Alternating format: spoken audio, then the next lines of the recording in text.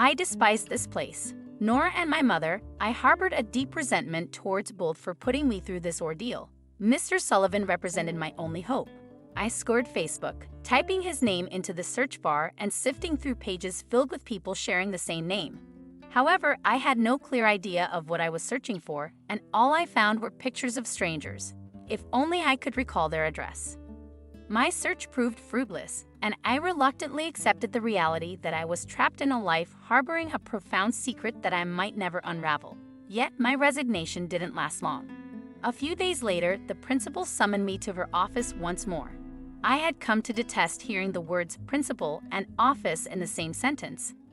However, what I encountered there was far from what I had expected. The principal hadn't confiscated my box in vain. She understood that the contents of those letters held something far more significant than mere words. She honored my mother's request to keep everything a secret and entrusted me with a mission. As I entered her office, the principal sat behind her desk, and seated across from her was a man I had never encountered before in my life. But for some inexplicable reason, this man stirred emotions within me that I couldn't comprehend. He warmed my heart, and though he seemed oddly familiar, I was certain we had never met. I sat directly in front of him, my gaze locked onto his face. Even when the principal addressed me, I couldn't tear my eyes away from him, and I could sense that my unwavering stare made him uneasy. I could sense his nervousness, as he was also fixated on me. The principal's words seemed to blur into the background, so none of it registered until I heard her utter, "Mr. Sullivan, you're Mr. Sullivan?" I exclaimed loudly, my voice filled with surprise and curiosity. I urged her to explain further, and she proceeded to reveal that she had confiscated the box with the intention of helping me. She explained that she had contacted the police to locate Mr. Sullivan because if I had a relative, it might be possible for me to leave the orphanage. However, that decision ultimately rested with Mr. Sullivan. The man took the reins of the conversation and expressed his condolences for my mother's passing. His eyes welled with tears, and he confided that had he known about her death, he would have attended her funeral to stand by my side. He reassured me that he would never abandon me here, and all I needed to do now was gather my belongings to accompany him. Everything happened so swiftly, and although my head swarmed with unanswered questions, I had at least found him. The answers would come in due time. Mr. Sullivan lived in a town far from our current location. My heart raced as we traversed the long, winding roads, and I couldn't fathom why it pounded so rapidly to the point of causing slight discomfort. Throughout the journey, Mr. Sullivan remained silent, but I couldn't endure the silence any longer. Attempting to spark a conversation, I inquired, "Are you related to my mother?" He shook his head without uttering a word. "Did you know me? Because I can't recall ever meeting you before. Yet something inside me tells me we've crossed paths," I continued. He gazed at me for a moment before replying, "Well, the last time I saw you, you were just 1 year old. You bear a striking resemblance to your mother." Just as I had expected, I replied, "Yes, everyone used to tell me that." We resumed our journey in silence until we reached the house. I had resolved to divulge the information about the money and the box upon our arrival, but, as was often the case, my plans went awry. The pain in my chest intensified, and I clutched my heart, my complexion growing pallid.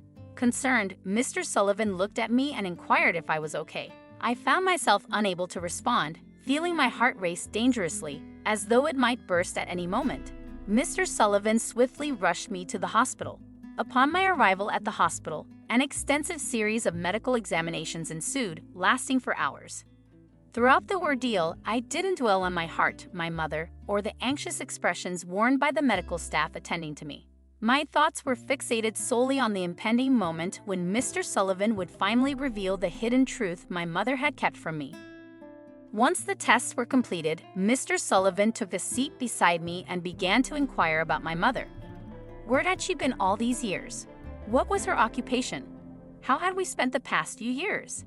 An hour later, I couldn't help but remark, "You seem like the kind man. Why did my mother sever ties with you and all our relatives?" Mr. Sullivan responded, "It was because of your father, my dear." My father? Could he possibly be related to my father? Suddenly, everything fell into place. It now made sense why he had met me when I was a child. I understood why my mother had chosen him without disclosing the reason. Perhaps she believed that if I knew he was connected to my father, I wouldn't want any contact with him. My father, the man who had inexplicably abandoned me as a child. This man was undeserving of my mother. She was a gentle and kind-hearted woman. Contrary to what my mother might have believed, I wouldn't have hesitated to meet a relative of my father's. The money she had left behind was likely intended to ensure my well-being and secure my future.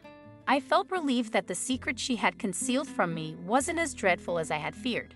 There was no longer a need to broach the topic of the box with him. My anxieties had been unfounded. During this time, I wasn't the only one with thoughts racing through my mind. The doctor disclosed the results of my tests, revealing that I had inherited a heart condition, the very same condition that had claimed my mother's life. He explained that I would need to undergo surgery to implant a small device that would provide additional support to my heart during moments of weakness. While he assured us that the surgery was entirely safe, I remained deeply apprehensive. I had been ignoring the discomfort in my chest all this time, avoiding the thought that I might meet the same fate as my mother. I didn't want to face the prospect of perishing in such a manner, at least not at this moment. Initially, I refused the surgery. However, as Mr. Sullivan was my legal guardian, he consented to the procedure on my behalf. Moreover, he managed to convince me that everything would turn out fine. He was correct. I remained in the hospital for a week until I felt significantly better. Mr. Sullivan remained a constant presence by my side throughout my hospital stay, ignoring numerous texts and phone calls, except for one that I happened to overhear. I hadn't intended to eavesdrop, but I was drifting in and out of sleep, and his whisper caught my attention. I heard him say, "Yes, she's fine. She'll be coming home with me soon. Don't worry, everything is going exactly as we planned." I assumed that Mr. Sullivan was married, and he was merely reassuring his family that all was well. This thought sparked a new sensation within me.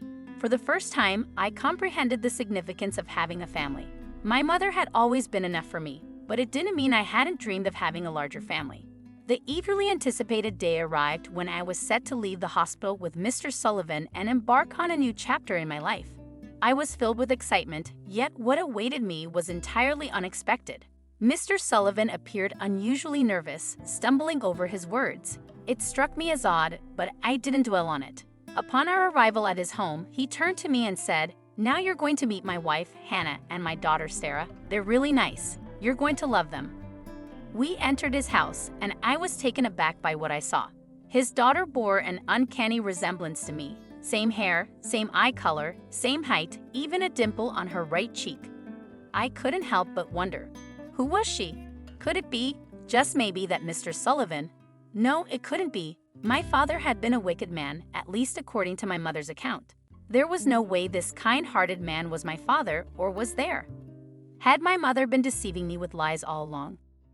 Mr. Sullivan's daughter approached me, attempting to offer a greeting, but I burst into inconsolable tears. I couldn't control myself. I crumbled to the floor, devastated. What could be more bewildering than this? Whom should I believe? The question gnawed at me. Who should I trust? My mother, who had left me with countless unanswered questions, or this man I had known for just a week? If this man was truly my father, why hadn't he revealed his identity the first time he saw me? My surroundings felt blurry, and I was struggling to make sense of it all. His wife escorted me to a room they had prepared for my stay and advised me to rest. Before leaving, she shared, "Gavin has dreamed of meeting you all his life. We understand that what you're going through is difficult, but don't make any judgments until you've heard your father's side of the story." Yes, he was my dad. An hour later, my father entered the room. I couldn't bring myself to look at him. It felt as if everyone I had ever trusted had deceived me. I was grappling with what was real and what was not. He began recounting the story from the very beginning, not the day I was born, but the day he first met my mother. Their paths crossed at a friend's wedding when my mother was 20 and he was 24. He fell in love with her instantly, and within a few months, they decided to get married, which they did. It all happened too rapidly.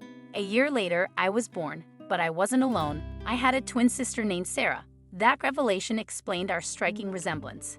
However, as we came into this world, things began to unravel for my parents. My mother struggled to cope with the responsibilities that life had thrown her way, repeatedly expressing her inability to continue living with my father. Despite his deep love for her, he couldn't make their relationship work. He worked as a successful real estate agent and had been saving money to purchase a larger house, as their current one was no longer sufficient for their needs. My mom had taken a job at a car dealership despite my dad's insistence that she stay at home to care for us. Then one night, my dad woke up to find both my mom and me gone. She had also taken the money he had been saving and left a note behind. In her note, she explained, "I can't bear to continue living with you. I just can't do it anymore. I've taken Tris and the money, leaving you with Sarah and the house. It's an equal split. I wish you a happy life." Later, my dad discovered that my mom had left him to be with her boss at work, but her boss eventually returned to his family and children. After that, my mother vanished, and that was the last my dad heard of her. He couldn't locate her, and now he finally understood why. After running away, my mom changed our last name to ensure my dad could never find us or take me away from her. It was a shocking revelation. I had never expected my mom to be the one who left my dad. She had been deceiving me all these years, but now I could comprehend why. She must have felt immense shame, especially since her affair with her boss had been short-lived. Perhaps that was why she never pursued another relationship afterward. She was burdened by guilt. Despite my initial anger, I couldn't hold on to those feelings for long. My mom had always been a wonderful person to me, and everyone makes mistakes. As for my father, I assured him that my mother had remained faithful to him throughout her life.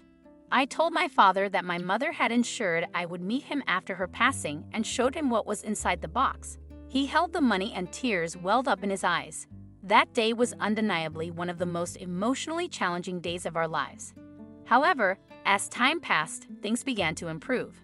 My newfound sister bore a striking resemblance to me, which was incredibly surreal. Although we hadn't grown up together, we shared the same tone of voice, similar movie preferences, and she even exhibited traits that mirrored my own. Spending time with her was an enjoyable experience. As for my stepmother, she showered me with love and care, though she could never replace my biological mother. Each day, I would share stories about our mom with my sister, allowing her to cherish the memories of our amazing mother and learn about the wonderful person she was. My relationship with my father also flourished, and we grew remarkably close. It was as if we had been living together our entire lives.